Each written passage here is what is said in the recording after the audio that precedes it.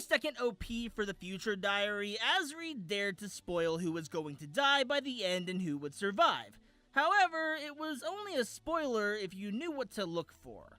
Almost the entire OP is shaded in a constant grayscale, and those destined for death were colored in blue.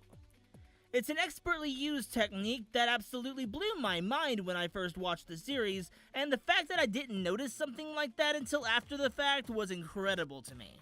It's not extremely common for studios to blatantly spoil the innermost secrets of a series in the OP, but that doesn't mean it never happens, as can be seen in both OPs of Clannad. In this video, I'll be picking apart the symbolism, concepts, themes, and of course spoilers that can be found in not only the OPs of the series, but also the EDs, which I find to be just as interesting. In starting the first OP, we're presented with a rather odd sight, at least if you're familiar with the series. The illusionary world at wintertime, the dying trees fading away, the garbage doll alone in the wintry wilderness. This, of course, is flash-forwarding to the end of the series, when the girl and the garbage doll are traveling through the thick snow right before their world is destroyed. It's then that we see another rather interesting sight which chronologically follows the previous sequence. A forest, the girl from the illusionary world sleeping underneath a tree, and someone, who we'll come to find out is Fuko Ibuki, finding her. It's interesting because while viewers who haven't seen the ending of this series might not be able to figure out who's in this scene specifically, if they were to look into it too much, they might be able to figure out that Fuko wakes up from her coma, which isn't revealed until much later in Afterstory. Then, we're given what I feel is the greatest reference to the themes that can be found within the series. A girl whose face is obscured by convenient camera angles, running through a field of flowers, and as the camera pans, the girl's shadow is replaced with Nagisa's. Of course, by now, I'm sure we're all aware that this girl is none other than Ushio. In doing this, the OP delivers on one of its major themes. Children are the culmination of their parents' hopes and dreams, and it's not done doing cool stuff yet, as they use this opportunity to begin character introductions, starting, of course, with Nagisa. In these character introductions, a few interesting things can be pointed out. In Nagisa's case, there's a shot from behind during what is clearly the play at the end of the first season. There's a shot of her being shy and adorable, there's a shot of her lying unconscious in the snow, and finally there's a shot of her looking determined to persevere. I believe this sequence is meant to showcase who she is as a character. She's bashful, humble, and even though she's sickly, she continues to fight for what she believes in. I remember thinking it was odd that the shot of her lying in the snow was included in the OP since it blatantly spoils her backstory, but I suppose it helps the audience know what to expect, as the context for said scene is absent from the OP. Next is Kyo Fujibayashi, whose images also say a lot about who she is as a character. First, we've got a shot of her holding Botan, a shot of her walking with Tomoya, a shot of her dribbling a basketball, looking forward to the episode where she actually plays, and a shot of her looking rather depressed in what looks to be a wintertime setting, which could either be hinting at the non-canon episode where she ends up with Tomoya, or could be hinting at her very canon angst regarding her feelings. It's clear by this sequence that Kyo is a caring, confident character who is in love with Tomoya, but in the end pushes those feelings aside, regardless of how doing so makes her feel. It's then that we're introduced to Kotomi Ichinose, whose sequence contains a shot of her garden, which is an important element in her route, a shot of her staring directly into the camera, a shot of her playing violin, and a shot of her blowing on what looks like a dandelion. I think these images suggest that she's a kind of space cadet, and while it looks like she can play the violin with unmatched grace and ease, we all know that couldn't be further from the truth. Then we're shown the introduction for Tomoyo Sakagami, which includes a shot of her in her classic bear costume, a shot of her surrounded in cherry blossoms, a shot of her smiling at the camera, and a rather ambiguous shot of the bottom of a wheelchair. If you were someone who was watching this OP for the first time, you might imagine that Tomoyo becomes paralyzed at some point in the series, and I wonder if the creators intended for people to think this. Other than that shot, we're led to believe that Tomoyo is a character who looks and is tough, but has a personality that is extremely kind and friendly, which makes a lot of sense considering that's who she is. Finally, we're introduced to Fuko Ibuki, whose sequence includes a shot of her waiting in the hallway, likely waiting to give one of her starfish sculptures to someone, a shot of her pointing excitedly at someone or something from the front of a classroom, a shot of her looking somewhat confused at the camera, and a shot of her holding one of the starfish. There's not much to go off of here other than the idea that Fuko is a clumsy, easily confused character who's passionate and lovable all the same. As we near the end of the OP, we're shown a quick draw of characters who didn't make it into the character sequences for various reasons, starting with Yohei Tsunohara, Ryo Fujibayashi, Yukine Miyazawa, Mei Tsunohara, a shot of Yusuke and Koko Yoshino walking side by side, Misai Sagara, Nagisa's parents Senai and Akio. Then, last but certainly not least, we're shown a blink and you miss it shot of Ushio standing underneath a tree surrounded in flowers. To close out the OP, we're shown a shot of Nagisa surrounded in cherry blossoms, likely meant to mirror the scene at the bottom of the hill, which transitions into a gorgeous shot of the illusionary world. This OP is simple, but it works really well for what it's trying to do: introduce the characters and hint at things to come. After all, without the knowledge of who and what the girl in the illusionary world and the garbage doll are, those opening scenes are difficult to figure out, and for good reason. It would be really bad if you saw this OP and immediately began to put the pieces together without experiencing any of the journey. In the first ED, we're given an extended version of the Big Dango family song that Nagisa sings throughout the series, and we're able to understand why Nagisa loves them. They're just so darn cute that it's hard to resist enjoying this ED. There's not much to take away from this sequence besides, actual real tears, but what is there is really interesting. It's a visual metaphor for the town of Hikarizaka coming together and achieving happiness. It's clear from the ending of After Story that the Big Dango family is in fact the town itself, and I just love that. It brings everything that's happened in the series together and makes everything that much more meaningful.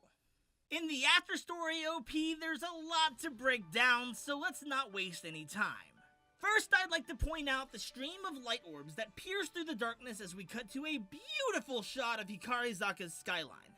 After a few seconds, we cut to another beautiful panorama shot of the town at sunset. Then it cuts to a somewhat beautiful shot of what I imagine is the route to Nagisa and Tomoya's high school. It's then that we see one of the most heartbreaking things in this OP. Nagisa, in her high school uniform, encompassed in a bright light, smiling as if nothing in the world is wrong, when we all know better. It's the white darkness that steals her away. Keep in mind, all of this is only around 16 seconds into the OP, which means we've got a lot of emotional build-up to work through, but it's okay. I'm here for all of you if you need a shoulder. After the title card presents itself, we're shown a rather lively scene of nature, a car driving right through it, and Nagisa walking along the sidewalk. I'm going to suggest that this is meant to symbolize Nagisa's and the town's role in this story. Nagisa's tied with Hikarizaka and feels the pain that comes with progress. The car could easily be referencing the advancement of technology and the expansion of the town, driving straight through the scenery while Nagisa can only watch, minding her own business while her life is etched away by the people of this town. It's then that we're taken to the high school basketball court where we see Nagisa standing there, almost as if she's still waiting for Tomoya to come and play with her. I think this is merely a reference to that scene in the first season, but the transition from her standing on a raining court to glancing at her reflection in a puddle is absolutely fantastic.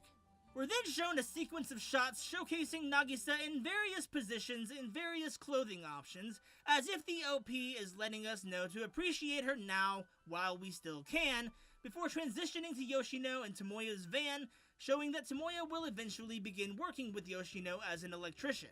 It's then that we're given another shot of the basketball goal, then the chalkboard where Tomoya and Nagisa wrote their names, which I believe is meant to symbolize their relationship considering they made that pretty clear in the Season 1 OVA. We're thrown into the character introductions, which focus on more or less the same girls as last time with the exception of Fuko. Nagisa's scenes mostly involve her standing in the midst of nature, strongly implying her bond with nature will be the thing that defines her future. Kyo's scenes involve her either riding on her bike or hinting at her future as a kindergarten teacher. She can even be seen talking with Ushio, who is covered up by Kyo's character image. Kotomi's scenes involve the illusionary world, which is hinted at being the dimension that her parents discovered before they died, as well as her nostalgically looking back on the violin gift certificate with a sad, forlorn expression painted across her face. Tomoya's scenes involve her remembering her promise to do their best she made with Nagisa in Season 1, and her looking solemnly onto a moonlit sky. I want to mention regarding this sequence that it seems odd these characters would appear in the afterstory OP, since Kyo, Kotomi, and Tomoya only appear a very limited number of times.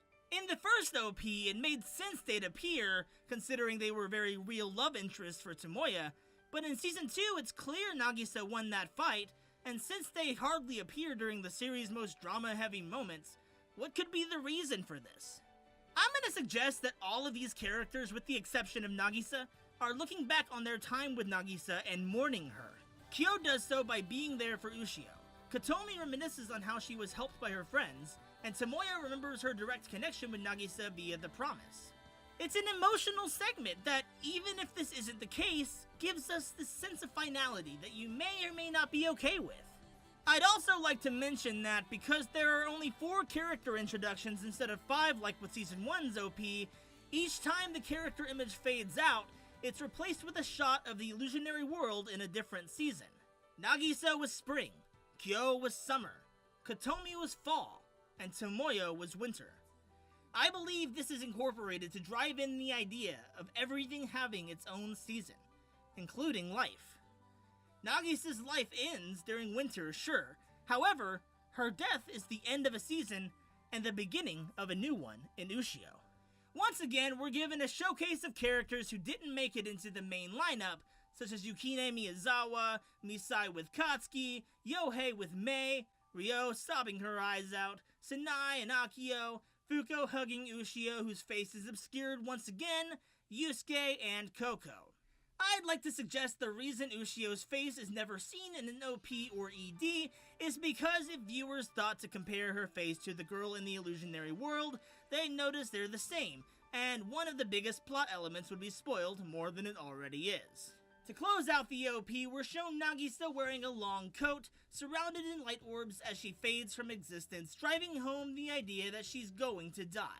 If you're not crying yet, let's take a look at the lyrics of this OP provided on the official DVD release. They'll differ slightly from the lyrics I mentioned in my first video if you were wondering. The slope that you walked up was covered in spots of sunlight. I stand here alone and think back on tender moments. You were the only one. You were the only one that I loved. The wind obscured my vision, and you've gone far away. I will always remember you, even if everything changes. Just one thing, just one thing.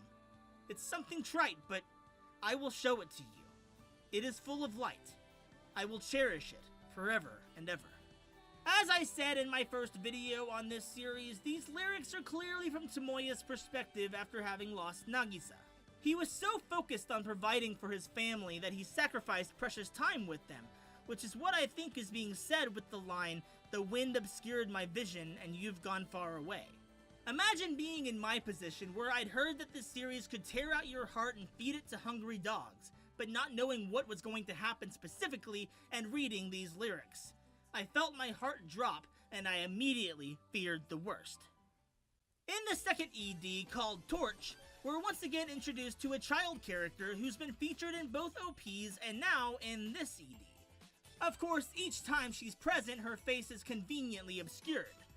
I'd be willing to suggest that outside of the reasoning I gave earlier, it could be that they wanted us to think this was Nagisa as a child, but we now know that it's her daughter, Ushio.